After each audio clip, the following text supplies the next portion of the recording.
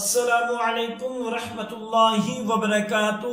ناظرین، آج ہم آپ کے لیے ایک نیا واقعہ لے کر حاضر ہوئے ہیں جو کہ بہت ہی خوبصورت واقعہ ہے۔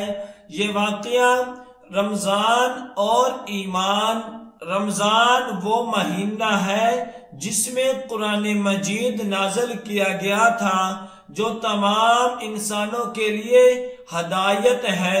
یہ غیر متوقع ہے جن لوگوں نے تقوی کی ایسی کیفیت اختیار کر لی کہ جب وہ قرآن سنتے ہیں تو ان کی کھالیں تھر تھر جاتی ہیں، تاکہ ان کی کھالیں اور ان کے دل اللہ کی حمد کے جشن کو نرم کر دے۔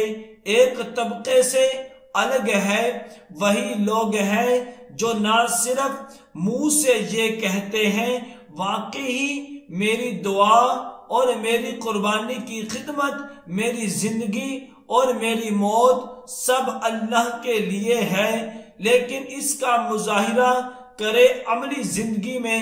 لہذا جب رمضان آتا ہے تو انہیں یہ پیغام یاد آ جاتا ہے، اے ایمان والو، آپ کے لیے روزے رکھے گئے ہیں۔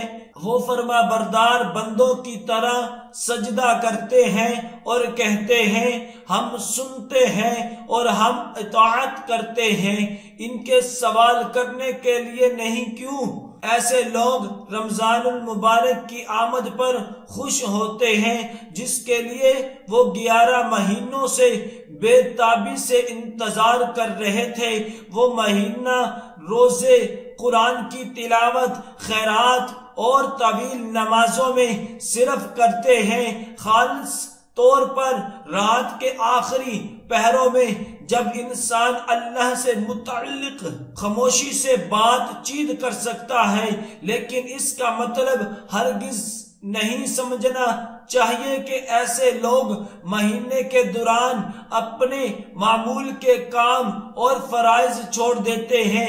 اس کے برعکس وہ تقوی کہ ان تمام کاموں کو اپنے معمول کے روزانہ کاروبار کے ساتھ شانہ بشانہ ادا کرتے ہیں، اس کی دعا کی عکاسی کرتے ہیں، اے ہمارے پروردگار، ہمیں دنیا میں بلائی اور آخرت میں بلائی عطا کریں۔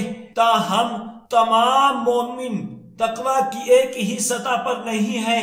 ہم میں سے بیشتر عام گناہگار لوگ ہیں۔ اصل میں اصطلاح کی حقیقی معنی میں ہم مسلمان مومن نہیں ہیں۔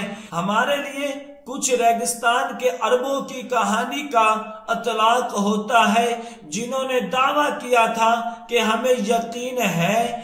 آمنا صرف اس بات کی یاد دلانے کے لیے آپ کو یقین نہیں، لیکن کہتے ہیں کہ ہم نے اپنی خواہشات کو اللہ کے حضور پیش کیا ہے، کیونکہ ایمان نہیں ہے پھر بھی آپ کے دلوں میں داخل ہوا۔ رمضان کا روزہ پورے مہینے 29 یا 30 دن کے لیے ہے۔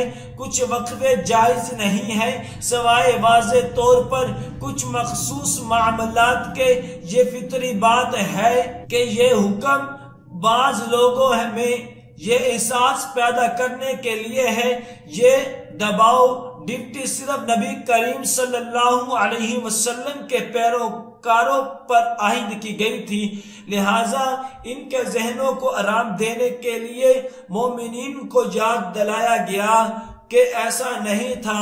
رمضان کا روزہ صرف امت کے لیے اختراع نہیں تھا، یہودیوں اور عیسائیوں سے پہلے، اسلام سے پہلے دوسروں پر روزے رکھے گئے تھے۔ اے ایمان والو، روزے تم پر فرض کیے گئے ہیں جیسا کہ تم سے پہلے لوگوں پر کیے گئے تھے، تاکہ تم تقوی اختیار کر سکو۔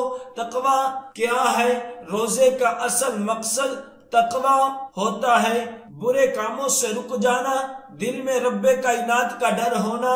کھانے پینے کی چیزیں انسان کے سامنے ہوتی ہیں لیکن وہ کھا نہیں سکتا، اور جب انسان کے سامنے نعمتیں پڑی ہوتی ہیں اور وہ کھا نہیں سکتا تو رب کائنات فرشتوں سے خوش ہو کے فرماتا ہے، دیکھو جب میں انسان کو تخلیق کرنے والا تھا تو تم نے مجھے کہا تھا کہ یہ تو دنیا میں جا کر فساد کرے گا، دیکھو اس کے سامنے ساری حلال نعمتیں رکھی ہیں لیکن یہ نہیں کھا رہا بلکہ وقت کا انتظار کر رہا ہے۔ اسی طرح انسان تقوی اختیار کرتا ہے اور روزہ رکھنے کے ساتھ ساتھ ہمیں اور بھی باتوں کی تلقین کی ہے، یعنی روزہ رکھنے کے ساتھ ساتھ ہمیں نماز، قرآن پاک کی تلاوت اور دوسروں کے ساتھ بھلائی کرنا، خود پر اور اپنی زبان پر قابو رکھنا چاہیے۔ اس بابرکت مہینے میں ہمیں زیادہ سے زیادہ نیکی کرنی چاہیے اور ہم ہر قسم کی برائیوں سے دور رہنا چاہیے، پھر ہی ہم روزے کی برکت اور فضیلت کا فائدہ اٹھا سکتے ہیں۔ ہمیں اپنے ساتھ ساتھ دوسروں کا بھی خیال رکھنا چاہیے، کیونکہ جہاں روزہ رکھنا رب کریم کی خوشنودی کا باعث ہے، وہاں کسی غریب کو افطاری کروانا بھی اتنا ہی ثواب کا کام ہے۔ رب کائنات ہمیں رمضان کے روزے رکھنے کی طاقت عطا کرے اور ساتھ میں نیکی اور بھلائی کے کام کرنے کی توفیق عطا فرمائے۔ دعا ہے کہ اللہ رب العزت ہمیں اس پر عمل کرنے کی توفیق عطا فرمائے۔ صدق اللہ العظیم۔